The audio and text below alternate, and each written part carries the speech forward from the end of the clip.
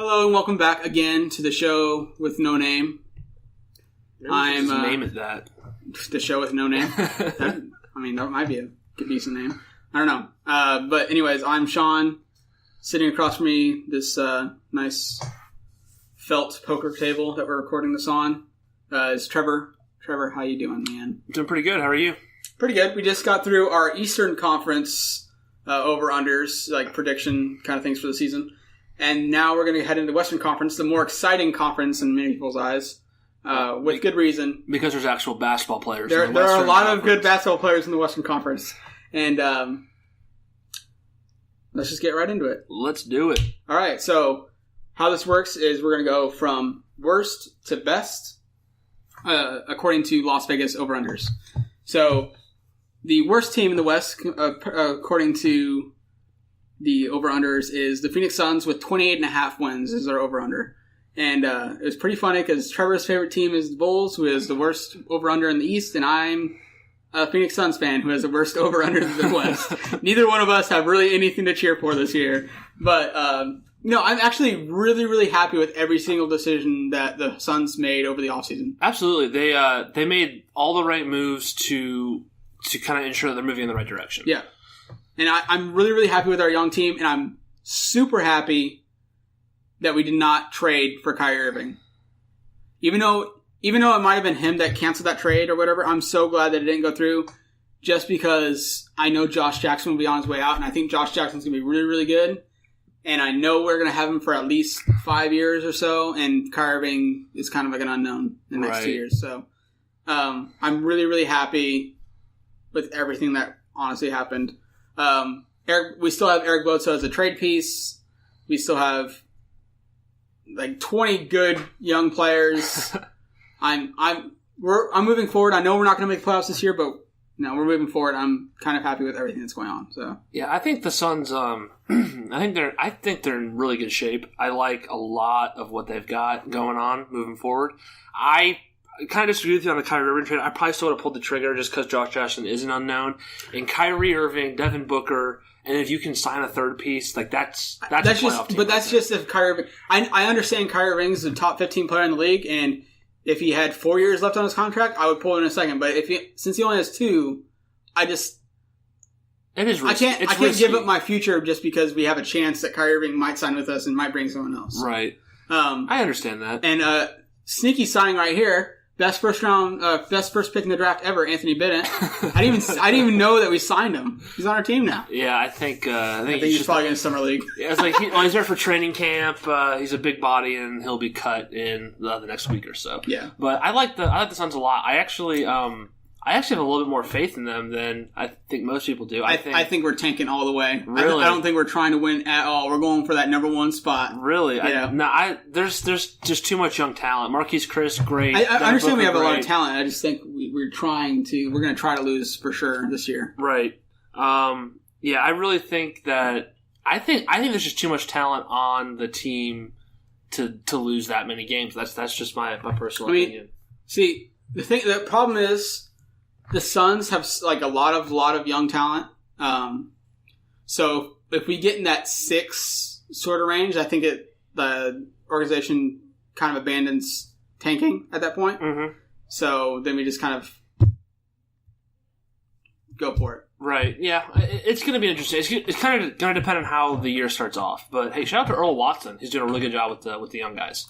Anyways, getting back to what we were saying, we just sorry about the interruption, but we had maintenance guy come in here and try and check some sprinklers. So getting back into it, the Phoenix Suns, I'm happy with everything the Phoenix Suns have done. I think you were saying something about Earl Watson before we got cut off. Yeah, I thought it was a great hire. I shouldn't say that.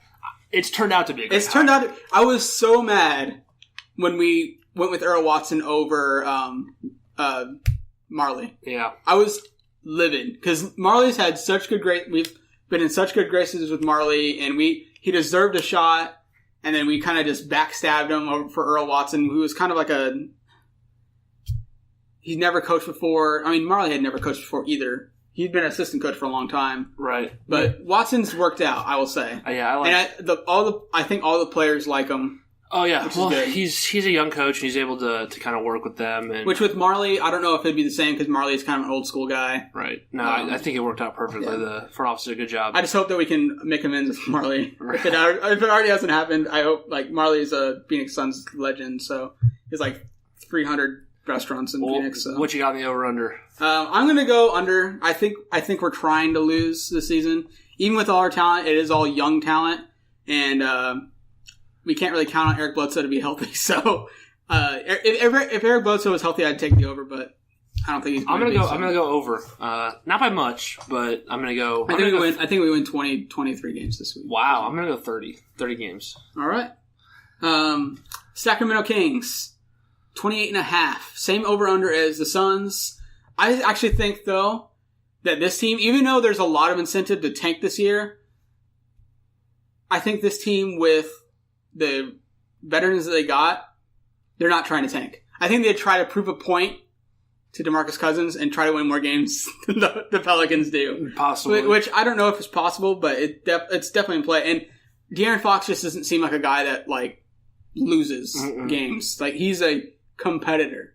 And I don't know what would it do with his psyche if they decided to tank and it might ruin him for his whole career. So right. I just don't think they do that. And they've got they don't have an as talented young roster as the Suns, but they do have some good young pieces. Yeah, Buddy Hield, Willie Cauley-Stein, De'Aaron Fox, Harry Giles, if he can ever be healthy, Justin Jackson. I thought their trades in the draft were really, really good. Right. Anyways. Here's what I'm feeling. This sounds really bad, but I'm actually a big believer in the Sacramento Kings this year. Veterans don't tank. Vince Carter's not going to tank. Zach Randolph, is not going to tank. And they got Bogdan. Yeah, Bogdan. This is not Bohan. This is Bogdan. This is the better Bogdanovich from Europe. The better Bobo Buckets. He is. Yeah, he's Bobo Buckets better. That's Bobo better buckets. Bobo better buckets. But he is a better player than his brother. George Hill is not going to tank. Zach Randolph is not going to tank. And De'Aaron Fox isn't going to tank. De'Aaron Fox is going to fight for every single game. De'Aaron Fox is not going to tank. They have 3 top 20 rookies to go along with Buddy Hield, who took a big step in the last month of last season. I liked what he did the last month. Willie Cauley-Stein also stepped up last month of last season. I'm 28.5. I'm going over. I'm going 34 wins. I think they're going to win some games. I'm going to go over too. But I said I liked their trade, but then I remembered why I didn't like the trade earlier on. I don't know why they didn't draft Malik Monk. Instead, they went for the Harry Giles experiment. Which, if he's healthy, then that's a steal at 20. Yeah, absolutely. They ended up getting, but they also had the chance to get De'Aaron Fox, Malik Monk, and just had their backcourt for. I understand why they didn't because they have Buddy Hield.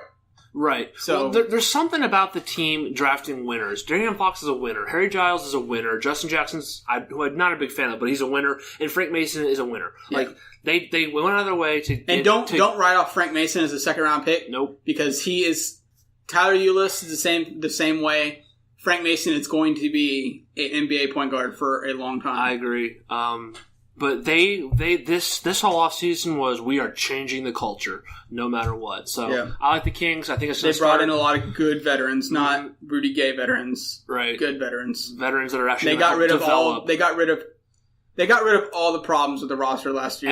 Everything negative is out of Sacramento. All of the vestiges of past whatever was going on with DeMarcus Cousins. We're looking at you, DeMarcus. I love DeMarcus Cousins, but the Sacramento Kings are changing for the better, I think, here. And I'm going to agree with you. I'm thinking over, too. I think they win. I don't think they win 35 games. I think they win 30, 32. Okay. All right. Next up on the list, kind of like the Knicks of the West. They have this bad team, but people are going to be cheering for this bad team all year long, and every single...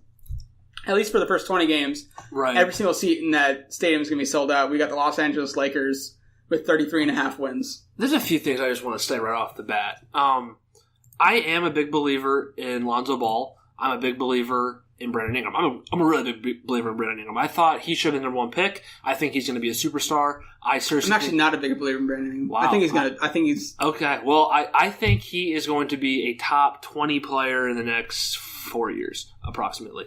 But we have to pull it back a little bit.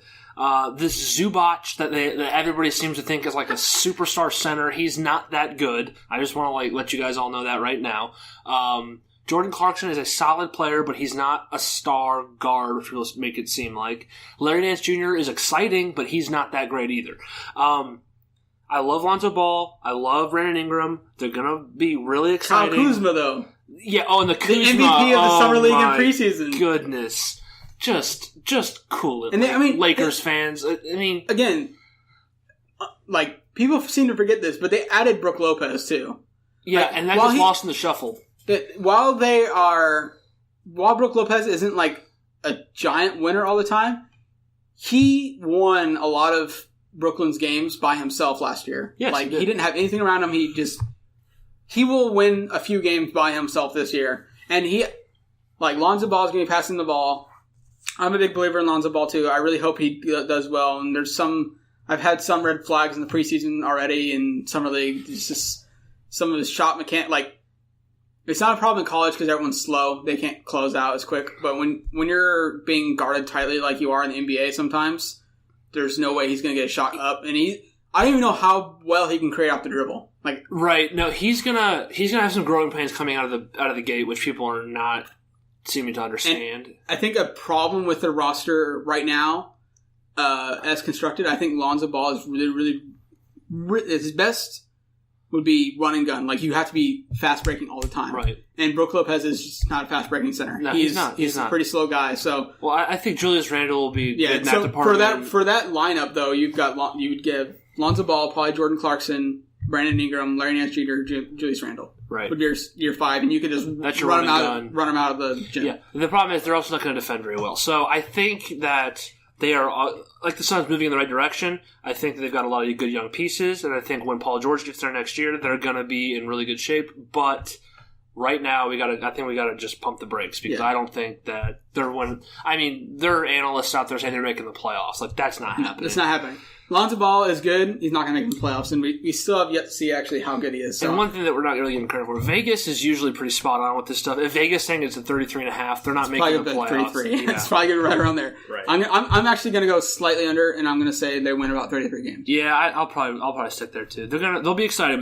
They'll improve over last year, but it's not going to be a giant leap. Yeah. And then next year we can maybe talk about it. Yeah.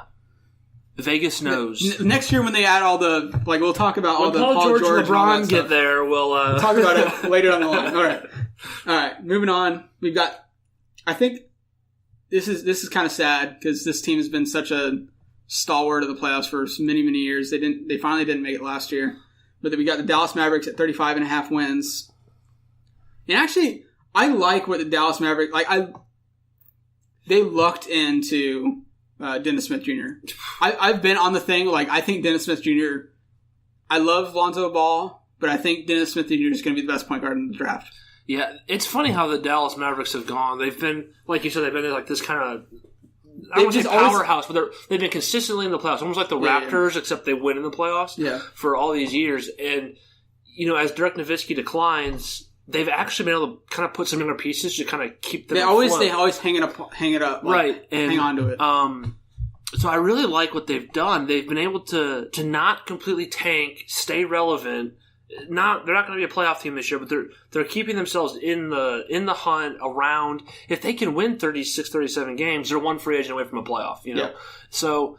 That's what I think Cuban has done, and Rick Carlisle have done a phenomenal job in Dallas, given. Because, if you look at this roster straight up, that team should not win. Claps to Mark Cuban for not giving Chandler Parsons that money. Oh, absolutely. Good job. Good job, Cuban. Holding your wallet there for a second. I'm not a big Harrison Barnes fan, but, the rest of the pieces, J.J. Barea is a quality guard. I think the problem this Steph team, Curry, he's hurt, but he'll be. This team's going to score points, but I think the problem with this team is they can't guard anybody. No, there's no way they guard anybody outside of Wesley Matthews. Just not really a defender on the roster. They have Nerlens Noel to protect the basket, but right. They're like I said, they're gonna be relevant. They're not gonna be great. They're not gonna be just awful, but they'll be the team that steals a few games from the playoff teams. Right? Yeah. They'll probably give the Warriors a run for their money in one game because the Warriors are going to underestimate them. The Rockets will underestimate them. And again, Dennis Smith Jr. I think Dennis Smith Jr. is my pick for the Rookie of the Year. Going into this, and we'll probably have a awards preseason awards show. But Dennis Smith Jr. is my pick right now for Rookie of the Year winning. I just